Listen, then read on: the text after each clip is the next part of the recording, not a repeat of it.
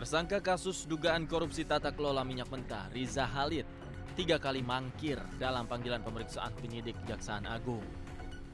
Kejaksaan Agung menyebut Riza Khalid yang terdeteksi berada di Malaysia berpotensi dimasukkan ke dalam daftar pencarian orang atau DPO dan masuk red notice Interpol.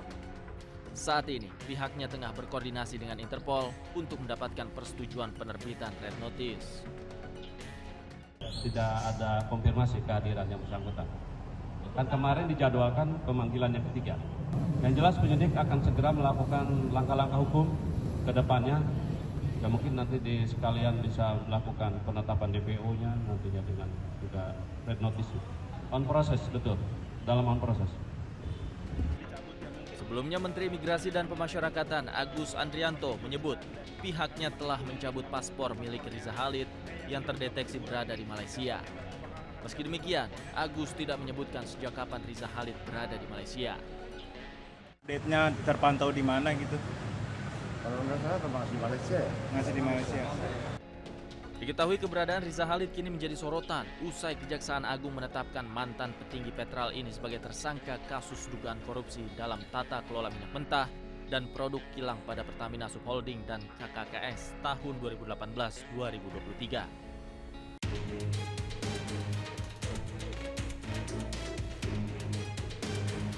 Satgas Pangan Polri menetapkan tersangka perkara beras tidak sesuai standar mutu pada kemasan atau oplosan. Beras tersebut adalah produksi PT PIM pada 4 merek, yaitu merek beras Sania, Fortune, Sofia, dan Sip. Polisi menemukan bukti beras tidak sesuai standar mutu hingga kasus ini naik ke tahap penyidikan dan menetapkan 3 orang tersangka. Meski demikian, ketiga tersangka belum ditangkap oleh polisi karena dianggap kooperatif.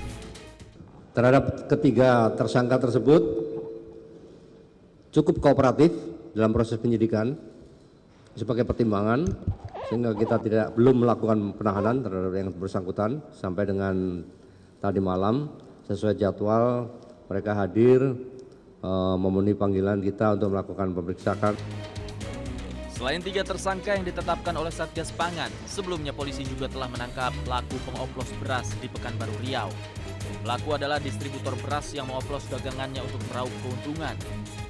Beras oplosan jenis SPHP dijual seharga Rp13.000 per kilogram. Padahal pelaku membeli beras kualitas rendah dengan harga Rp6 hingga Rp8.000 per kilogramnya. Tegangan terjadi di Jalan Pemuda Pulau Gadung, Jakarta Timur. 2 pemuda pengendara motor yang mengaku anggota polisi mengamuk dan memukul pengendara motor lainnya. Tak hanya itu, pelaku juga merusak motor milik ojek online, bahkan memukul warga yang melerai. Saya lagi jalan bang, macet pelan-pelan bang. Tiba-tiba dipukul sama orang gila ini bang. Kalau saya nggak ingat di rumah masih ya beneran. Tabrakan atau gimana sih bang? Ditabrak atau Ditabrak kayak kagak ini kagak. Terus ini gimana nih motor saya nih? Coba. Lihat tuh motor saya nyewa loh. dihancurin gitu? Iya kalau saya nggak ingat ini masih Berapa orang? nggak bakalan takut saya sama orang.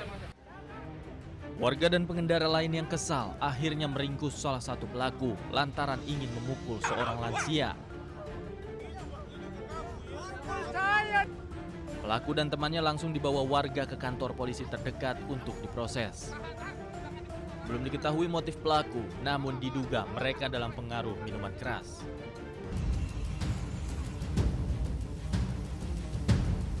Petugas segera memadamkan api yang melalap mobil di belakang rumah kosong kawasan Buana Raya, Pasang Sembian, Denpasar Barat. Petugas harus mengerahkan 2 unit mobil pemadam untuk bisa mengendalikan api agar tidak merembet ke bangunan. Setelah dilakukan penyelidikan, mobil ternyata sengaja dibakar seorang WNA asal Australia, RJW. Bahkan aksi nekat ini dilakukan usai pelaku merampas milik warga di kawasan Seminyak hingga menabrak 2 orang saat melarikan diri. Diduga aksinya ini dilakukan untuk menghilangkan barang bukti. Tidak butuh waktu lama, polisi mengamankan pelaku dan saat ini sudah digelandang ke Polsek Kuta Utara, Badung, Bali. Saat ini polisi masih mendalami motif sebenarnya dari aksi pelaku, mulai dari merampas hingga aksi pembakaran mobil.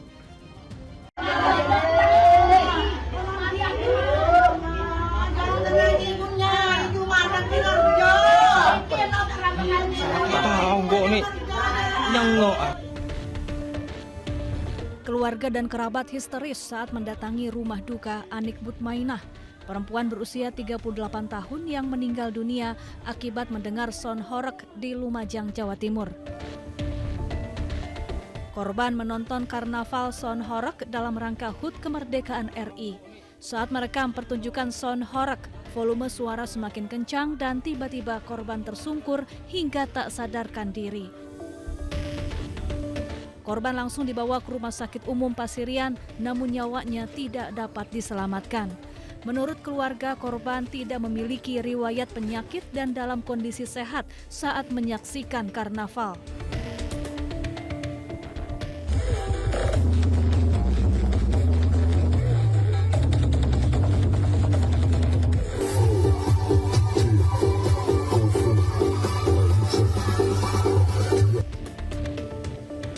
Wakil Gubernur Jawa Timur Emil Dardak menyebut penertiban sound horeg akan dilakukan secara tegas, namun tetap mengedepankan keseimbangan antara hiburan dan ketertiban umum. Di antaranya mengatur batasan desibel suara, dimensi kendaraan, hingga rute dan jam operasional di zona-zona tertentu. Bahwa batasan desibel yang berlaku dalam berbagai peraturan tidak boleh dilanggar. Yang kedua, ada pengaturan tentang dimensi kendaraan dan bagaimana itu harus mengikuti standar keamanan.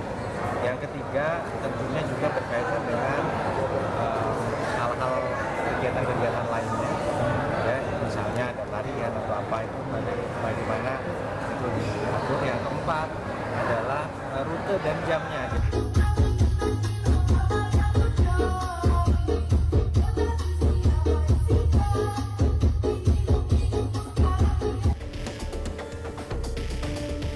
Sound horeg adalah hiburan keliling yang menggunakan perangkat audio berdaya tinggi serta tata lampu yang meriah. Sound horeg populer di Jawa Timur. Kata horeg berasal dari bahasa Jawa yang berarti goyang atau bergetar hebat.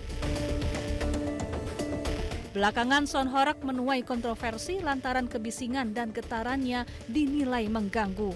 Majelis Ulama Indonesia Jawa Timur kemudian menerbitkan fatwa haram penggunaan sound horeg dengan volume suara berlebihan.